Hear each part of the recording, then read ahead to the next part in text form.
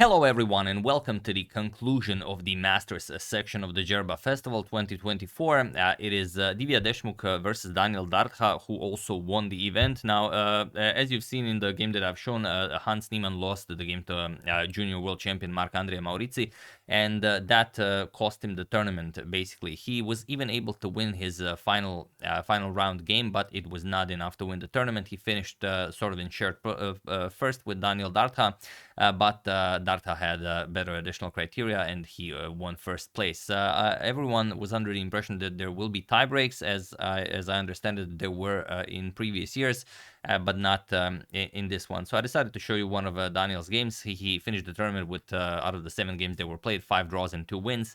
And this is one of the games where he, well, just played very masterfully. So someone wrote on Twitter that he comes from a long lineage of chess players where his father, Arben Dardha, is a FIDE master, and also his coach, sometimes he coaches him, sometimes Grandmaster Ivan Sokolov, but also his grandfather, Bardil Dardha, was also a chess player. So, you know, like I said, long lineage of chess playing in that family, and I believe he's now the strongest in the family. So let's see what he did in this game. And I think Divya came as a replacement for Vaishali, because in the first edition of the website that features the Djerba Festival, it was supposed to be Vaishali playing, but I guess, yeah, she came in as a late replacement, so I don't know if she had all that much time to prepare for the event. But that being said, let's check it out and why I chose this game. So Divya, with the white pieces, opens with pawn to e4. We have pawn to c5. Daniel goes for the Sicilian defense. Pawn to c3. This is the Alapin Sicilian. And for those of you who have been following my rapid games online, where I play 10-minute games on lichess on e4, as I usually play the Scandinavian, I tried playing the hyper accelerated dragon and I enjoyed very much. But whenever I try playing the Sicilian and going for the hyper accelerated dragon, everyone plays the Alapin. So you have to be ready for that, because in the olden days it was maybe considered suboptimal, but now it is pretty much mainline and everyone plays it. So you have to know how to play against c3, because, well, I imagine players are trying to learn as less theory as possible. So by playing c3, you kind of avoid everything that black can throw at you, and it's pretty much, you know, one or the other variation. So here standard is d5, and this is what I play, as I've been taught that, you know, c3 has been played, so it doesn't matter if white captures, there's no knight to c3 to kick away your queen, and you will just have an active queen from the beginning of the game. But here we have knight to f6. It's d5 and knight f6 are both equally played. Pawn to e5, knight to d5, and now knight to f3. d4 still the main move, the knight to f3 second most popular, d6, and now striking in the center with pawn to d4. And now after captures and captures, in a standard Sicilian where black would just capture on d4 and you would capture with the knight, you would have an active knight on d4, but here you have the strong center. So, okay, it's a trade-off. Knight to c6 puts more pressure on the center, and the bishop to c4 attacks the knight. So you have to move it, knight to b6, or you capture on e5 to defend the knight with your queen. Now, I would just like to mention one little thing. If you are, you know, a blitz player or a bullet player, and if you play this line, you always have to be ready for knight b6 and bishop captures on f7, because people will play that, and although it's not, you know, perfectly okay to play this, you can get into a lot of trouble, especially if you don't know what you're doing with black, because after king captures and e6 check, you kind of have a lot of options. You could capture with the king, you could capture with the bishop, you could move the king back, you could move the king back to g8, and all of these are fine, except the bishop captures that runs into the fork of knight g5, but it's still very, very difficult. For example, king goes to e8, d5. And okay, the knight is attacked, and now black will struggle to find the move here, because there are only 2 moves that sort of give black a tiny advantage, and that is moving the knight to b4, and even stronger, just giving back the knight. Knight captures on d5, and after queen captures, you go into this very, very forced line of queen a5 check, knight to c3, you trade queens, which of course you are very happy to do, but now knight to c7 is the threat to win the rook on a8. So you have to move the rook to b8, and now knight g5 defends on e6 and prepares to bring the knight to f7, and you have to go for h6. Knight to f7 attacks the rook, and you don't really have all that many good options here, because if you move the rook, then knight to c7 is checkmate.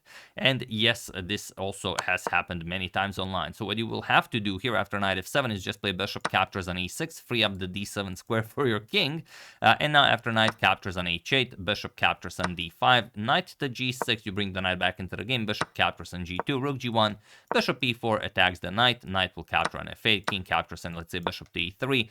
White will have a rook at the black's 2 extra pawns. So that's pretty much it. You're up the exchange, but you're down 2 pawns. So if you play this with either color, you should know that this does exist, and it does exist in other openings as well. You will find it, for example, in the Petrov. I've won many a game. You know, when in the Petrov knight b6 and bishop captures and f7 is played, you can even deliver a very quick checkmate. But yeah, that's maybe for a different video. Here, d captures on e5 was played, as these are obviously very strong players. D captures on e5, and now bishop to e6. We have castles and pawn to g6, preparing to fianchetto the bishop. Knight to g5, putting pressure on the bishop, and bishop to g7. The reason why Daniel is not reacting to this knight to g5 move, and your inclination might be to go queen d7, let's say you want to capture with the queen so you don't mess up your pawn structure. The problem is after f4, there's really not a lot of good moves for black. For example, you castle queenside, already knight to c3 is happening. And if knight captures on c3, white will trade queens, rook captures, and bishop captures. It's just a better position for white. Captures, white will also capture on e6, and white will have a long-term advantage here. So bishop to g7, and now knight captures on e6, f captures, and pawn to f4. Again, this has been played before, so still known territory. And the known moves here are queen to b6 check, followed or castles, or castles and queen to b6 check. But here we have queen to a5 by Divya, and it is now as of move 12 that we have a completely new game. With the diagonal opened up, you don't want your king here. You have to play king to h1, or you don't play it and then you pay the price for not playing it some 20 moves ahead, as it often happens. Queen to c5. And this is a very nice way of activating your queen, because now the queen, it's sort of a free tempo, the bishop is hanging. Knight to a3, developing while defending, and now kingside castles. We have bishop to d2, and now even queen to d4. And look at this, from d8, look at this position, and now look at this position. Look at how beautifully active this black queen is. And the question is, again, what do you do? Because it comes with a threat, and now your f4 pawn is attacked 3 times, and you have to play something. And if you're not ready to give up the bishop pair with bishop captures on d5, you should try to do something about it. And Divya defended the pawn by playing queen to c1, and this is already a suboptimal move. Now, the way you play this is queen to c2. You give up the f4 pawn, but I mean, good luck finding this over the board. Knight captures on f4, and now knight to b5. It's okay. This move is always on white's radar, as the queen is on d4. Queen captures on e5. You give up another pawn, and now rook 8 to e1. And now look at white's amazing development here. Now, if black tries to trade off a pair of knights, as the white queen is also attacked, okay, knight captures, queen captures, and now bishop to e3. And you cannot capture on b2 because the queens just get traded off, and then you blunder the knight on f4, so you're going to have to move the queen back, and now queen to b3, putting pressure on b7, putting pressure on e6, enjoying the advantage of the bishop pair. This is definitely in the spirit of, well, both the olden masters and the modern masters. So queen to d4, queen to c1 was played. It's sort of a, the f4 pawn is hanging, so let's just defend it, but this allows Daniel this wonderful initiative with pawn to g5. And okay, knight to b5, attacking the queen, queen to e4, and now rook to e1. Queen goes back all the way to g6, and now bishop captures on d5. Sort of removing the pressure from the f4 pawn, but now you undouble the pawns, and also you have to be very careful what to play here. For example, if you capture here, then knight captures on e5, and this pawn will fall at some point. So queen to c5 is played, trying to go after the d5 pawn with check, and now pawn to e6. And it's well, it is definitely a most critical position where Divya has to play pawn to g3 in order to keep the game going. Point being that if g3, then let's say captures, you play bishop captures, and this is now incredibly strong. I wouldn't say impenetrable, but unless black is willing to go something like h5, h4, this will be very solid, and it is the best way to play. However, Divya played f captures on g5, and now, okay, I don't usually leave these little markers here, but here I thought it was fitting because this is the move that lost her the game. Knight captures on e5, and already it's not just a pawn trade. Knight d3 will win you the exchange, will go after the queen and the rook. So queen back to e3, and now knight to c4, forking the queen and the bishop here. Even nicer would be knight to d3. Because you don't have to rush anything. Just to give you an example, the rook is hanging, you move the rook, you offer a rook trade, e5. Now with d4, e4 coming, and if knight c7 attacking the rook and the pawn, d4 right away. And if the queen moves, rook 8 to d8, and black's position is just, well, objectively winning, but also you can see visually that it's really, really nice. So after queen to e3, knight to c4 was played, going after the bishop and the queen, queen to e2, and now bishop captures on b2. You could also just play rook f7, rook 8 to f8, but he decided to grab the pawn, rook 8 to b1, and the bishop back to e5. We have bishop to c3, so you can see that's why the other line that I've shown was a little bit more precise, because now you still have to work for your meal. You are allowing Divya's pieces to see the light of day. And now rook to f5. Defending on e5, also putting pressure on g5. We have knight to d4, well, avoiding the trade of bishops, putting pressure on the rook, and now rook to f4. We have queen to d1. You have to defend the knight as it's attacked twice by the bishop and by the rook. Well, instead of this move, you could also try to move the knight, but where do you move it? If you don't want to lose the bishop, you could move it to b5, sort of to keep the bishop defended, but now it's even worse. Look at this, rook 8 to f8, and the back rank issue is just, well, there's nothing you can do about it. To give you an example, if bishop captures on e5, there's rook f2. You attack the queen, and once the queen moves, you offer a queen trade, you can just capture it, and because of the back rank checkmate. And if you don't play queen to e4, well, what are you playing? Knight to e3 is coming next. Again, the rook will not be able to move from the back rank. You're going to capture on g2, queen captures on g5, queen to e4 can come. So objectively completely winning. So after rook f4, queen to d1 was played, still trying to stay in the game. But now rook 8 to f8, and he was in this position on move 27 that Divya Deshmukh resigned the game, as there is nothing more to be done here. So really a strong performance by Daniel. Divya only made that a little mistake that we left a question mark on move 21, that f captures and g5 move, but it was enough for Daniel to completely take over the game. And now there are many ways to win this game. I'm just going to show you the nicest one.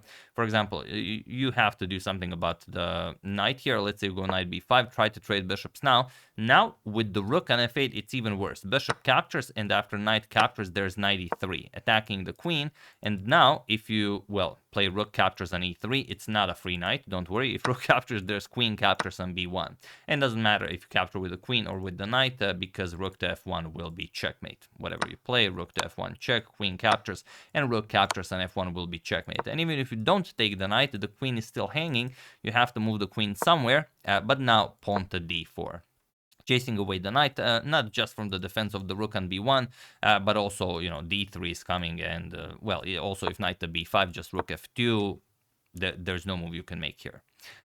Queen to not just that there's no move you can make here, there is no square for the white queen. Look at this, the knight covers d1, the rook covers the entire second rank, the queen covers d3, the knight covers c4, the rook covers f3, the knight covers g4, and the queen covers h5, the rook covers f1. So the queen is trapped here, but pick your poison, you're getting checkmated, you can lose the queen, you don't have to. So it's, a little bit of everything. But after rook 8 to f8, Divya had enough, and a wonderful victory for Daniel Dardha, who, out of the 7 rounds that he played, won 2, drew 5, and that got him the first place. His game against Hans Niemann, who was on his way to win the tournament, ended in a draw. But yeah, it was pretty incredible. I thought there will be a playoff between him and Hans, as these are the standings. So let me just show you the standings. Yeah, these are the standings. And As you can see, both Daniel and Hans finished on 4.5 out of 7. Vasily Vanchuk and Marc-Andrea Maurizi on 4 out of 7. Aryan Tari with 3.5 out of 7. Bilal Belasene with 3 out of 7. Jules Moussard with 3 out of 7. And Divya with 1.5 point out of 7. She got 3 draws in the tournament. So yeah, that's the game. Hope you guys enjoyed it. A very nice performance with the black pieces and in the entire tournament in general. I would like to thank Daniel Heist, GMD over GMG, Anthony Palumbi, and Matthew Whitten for your contribution to my channel. Thank you a lot. I really appreciate it.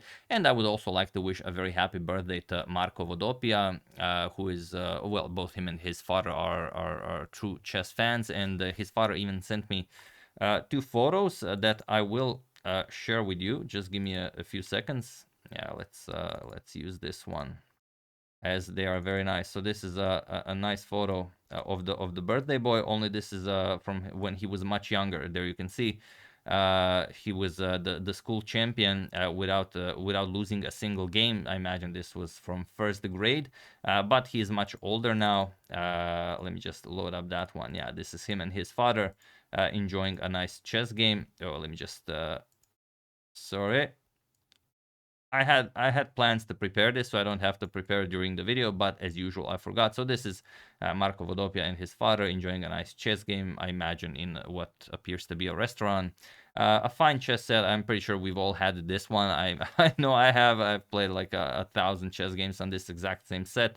But yeah, obviously a lot of people have it. So yeah, glad that you guys are enjoying chess this much, and hope that you will for many years to come, and hope you had a very nice birthday. So yeah, that's the game. Hope you guys enjoyed it. As usual, you can check 2 of my previous videos here. Thank you for watching, and I will see you soon, continuing to check up on your wonderful suggestions and whatever else happens in the chess world. Thank you all. I will see you soon, and have an excellent rest of your day.